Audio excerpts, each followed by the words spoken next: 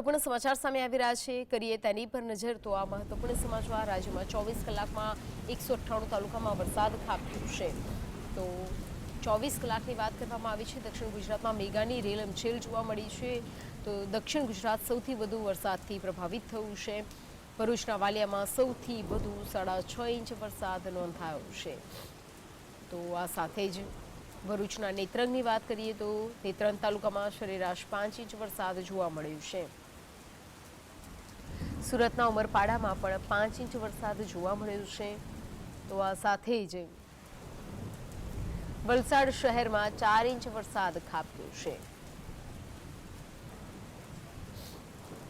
મહેસાણાના જોટાણામાં 4 ઇંચ વરસાદ જોવા મળ્યો।